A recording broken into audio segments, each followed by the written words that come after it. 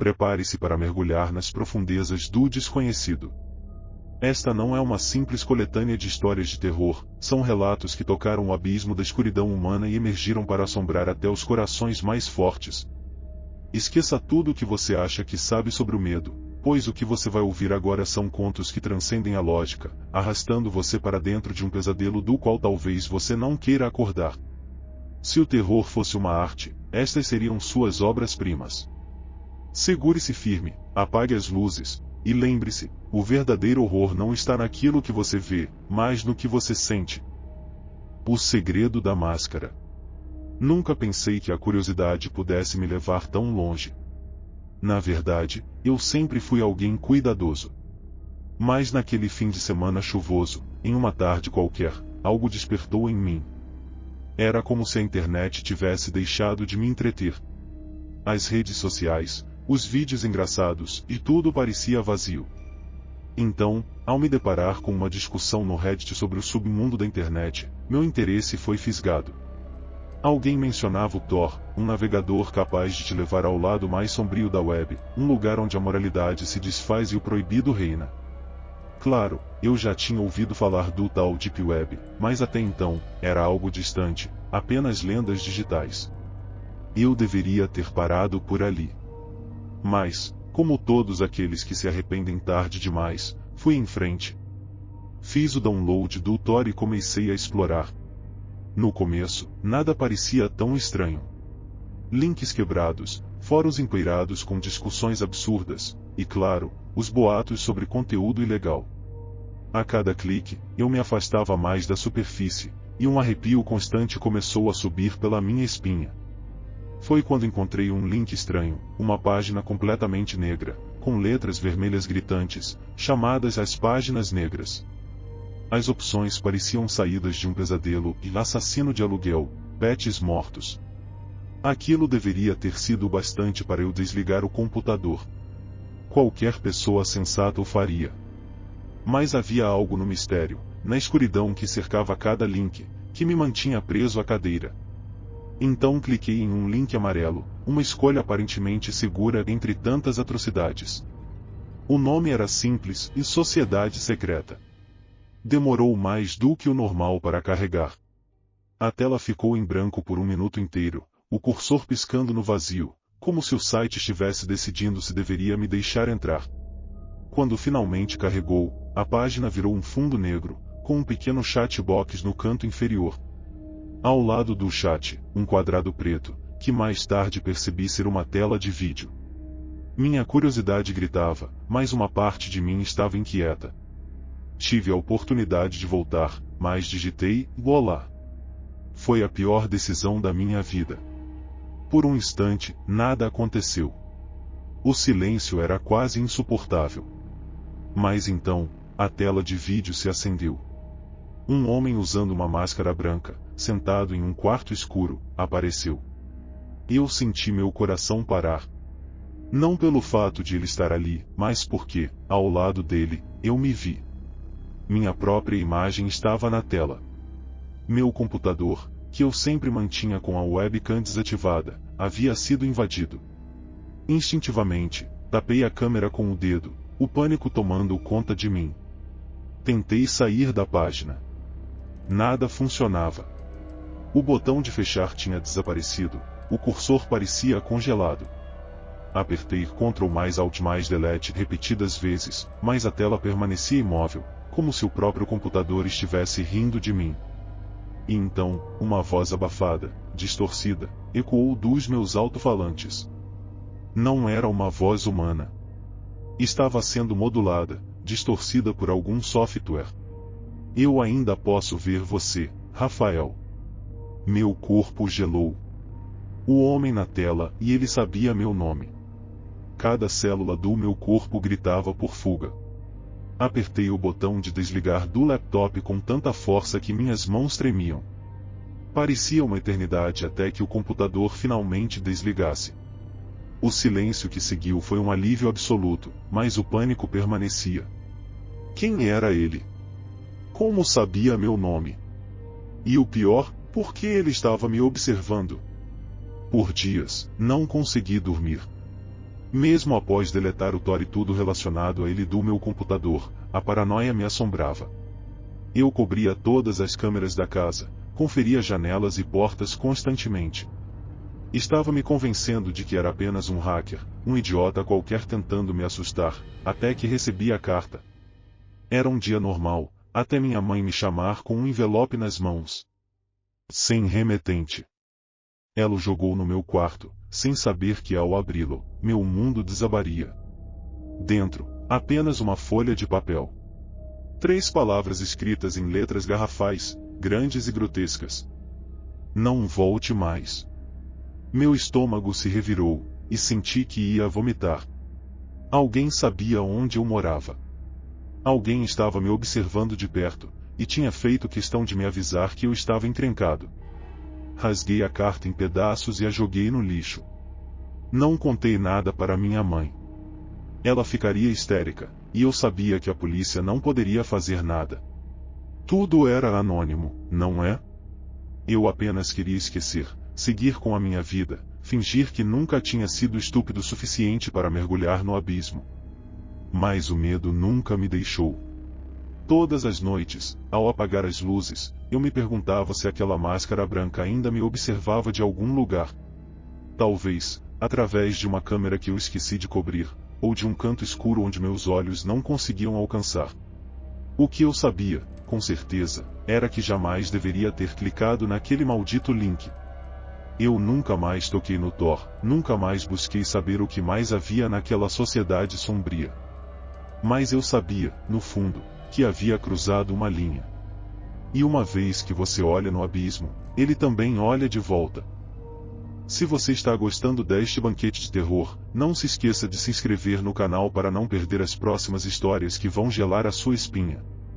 Deixe seu like se os calafrios estão valendo a pena e compartilhe nos comentários o que você achou ou se já passou por algo similar. Sua interação é fundamental para continuarmos trazendo o melhor do medo diretamente para você. Experimentos humanos. Tudo começou com um clique.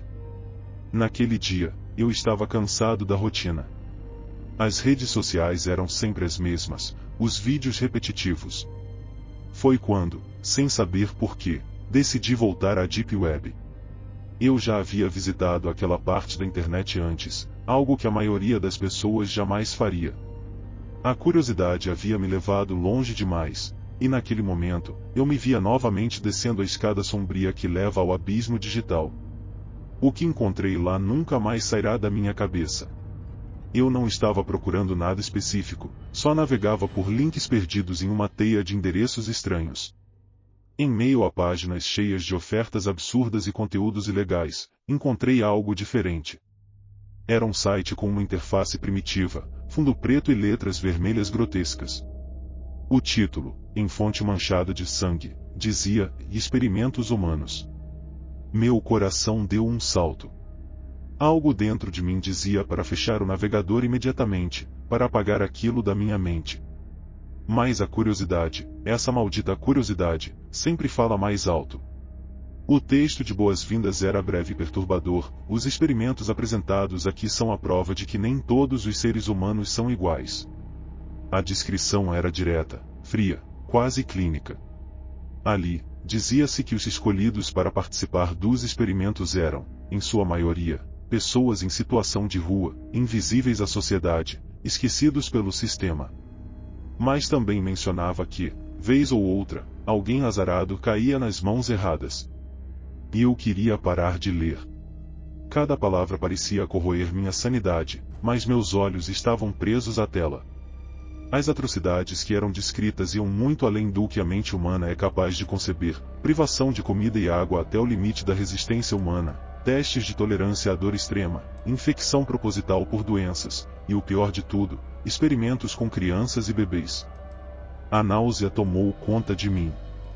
O estômago embrulhou, e por um breve momento, pensei em vomitar ali mesmo. Aquilo não podia ser real. Não, e ninguém seria capaz de algo tão monstruoso. Pelo menos era o que eu queria acreditar. Mas no fundo, eu sabia. Eu sabia que, no escuro da noite, longe dos olhos do mundo, monstros de carne e osso caminham entre nós. Contra meu melhor julgamento, cliquei no primeiro link. As imagens que apareceram na tela foram como facadas na minha alma. Homens e mulheres, presos, acorrentados, com olhares de desespero, sendo submetidos a torturas inimagináveis. Vi um homem que parecia não ter comido por semanas, seus ossos visíveis sob a pele pálida e repuxada, a pele rachada como couro velho. Um outro estava amarrado a uma cadeira, enquanto alguém fora do enquadramento queimava sua pele com metal quente. O grito silencioso da imagem ecoava na minha mente, e eu só conseguia pensar: essas pessoas eram como eu. Eram pessoas normais. A cada imagem, meu medo e nojo aumentavam. E então, cheguei a uma seção dedicada a crianças. Vi bebês sendo expostos a calor extremo, e o queixo deles caído em dor, enquanto seus corpos frágeis eram submetidos à radiação, queimaduras e todo tipo de atrocidade que eu não tinha capacidade de entender. O horror dessas imagens me consumia, e eu sabia que deveria ter parado. Mas continuei. Eu estava paralisado, como se estivesse em um pesadelo do qual não conseguia acordar. Rolei até o final da página, onde um pequeno pop-up apareceu. Um chat box. Nada de muito diferente do que eu tinha visto em fóruns comuns, mas naquela altura, aquilo não parecia algo normal. Uma única mensagem apareceu. Você gostou do site? Senti o suor frio escorrer pela minha testa. Minhas mãos tremiam ao tocar o teclado. Digitei uma pergunta simples: quem é você? A resposta veio quase que instantaneamente, como se a pessoa do outro lado estivesse esperando ansiosamente pelo meu contato: e sou o dono do site. O estômago se apertou de novo. Minha cabeça girava. A insanidade daquela situação me sufocava. Digitei freneticamente, quase gritando através das teclas: e isso é doentio. Você vai ser denunciado. No silêncio que se seguiu, senti a temperatura do quarto cair. A luz do monitor parecia brilhar mais forte, enquanto meus olhos estavam fixos na tela, aguardando a resposta que eu sabia que viria. O site ficou quieto por alguns segundos. Então, a resposta apareceu, e senti meu coração parar. Eu sei seu nome, Felipe. E sei que você mora em São Paulo. O pânico me dominou. Meu nome e minha cidade. Como ele sabia? Eu não havia preenchido nada, tudo era supostamente anônimo. Eu não podia deixar isso passar. Respondi: você está mentindo. Era tudo que consegui digitar antes de minhas mãos começarem a tremer incontrolavelmente. 10 segundos depois, a última mensagem apareceu. Você mora na rua São José, número 43. Não é, Felipe? Meu corpo congelou. Aquilo era real. Ele sabia exatamente onde eu morava. Com um grito preso na garganta, fechei o navegador com toda a força que pude reunir, joguei o laptop no chão e corri até o telefone. Chamei a polícia, minha mente ainda em choque. Expliquei tudo aos policiais, tremendo da cabeça aos pés. Quando eles chegaram, tentaram acalmar meus pais, que não entendiam o que estava acontecendo. Entreguei meu computador a eles, esperando que de alguma forma pudessem rastrear aquele monstro. Mas o Tor não salva histórico. Tudo tinha desaparecido.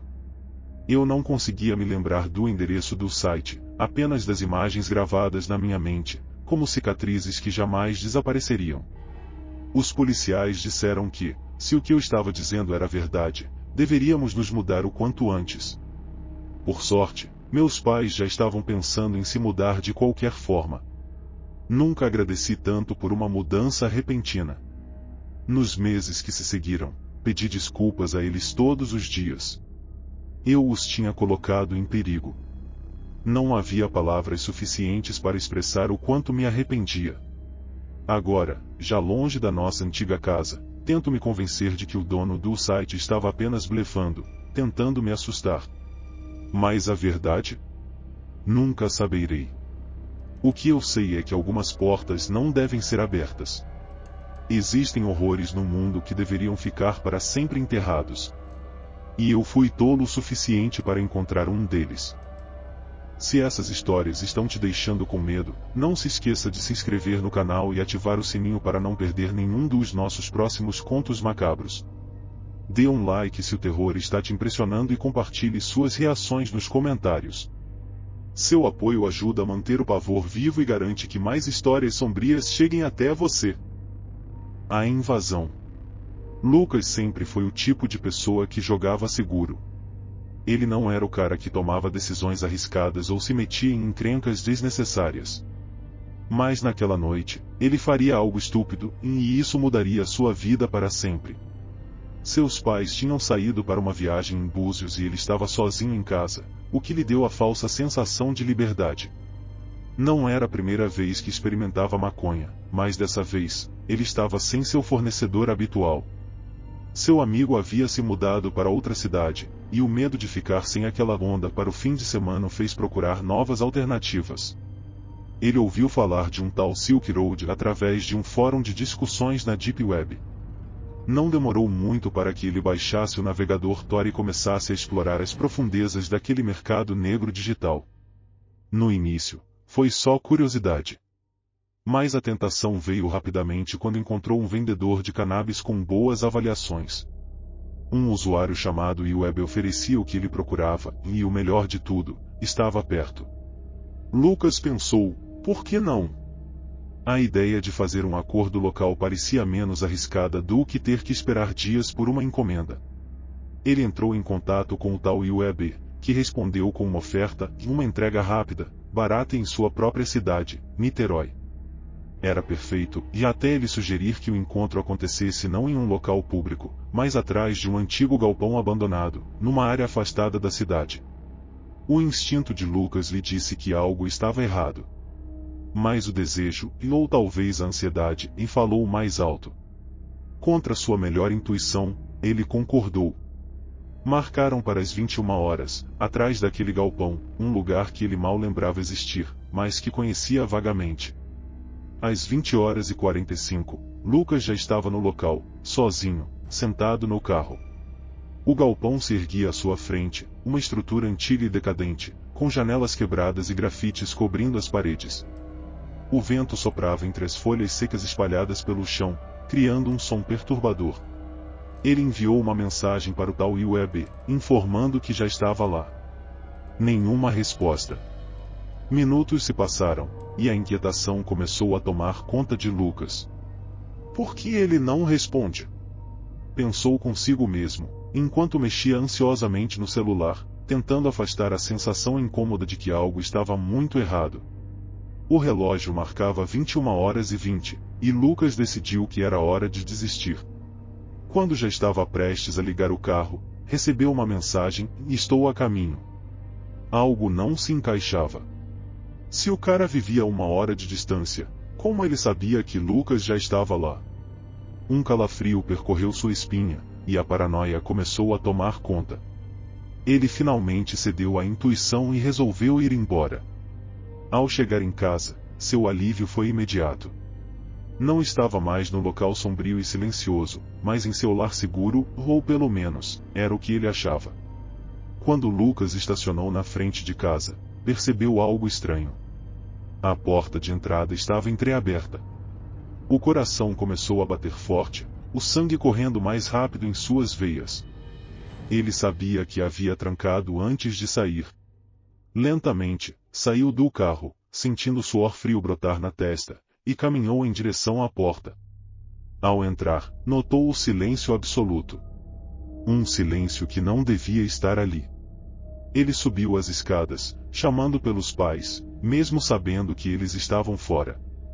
A única resposta foi o som abafado de passos vindos do quarto deles. Alguém está lá. O pânico tomou conta dele.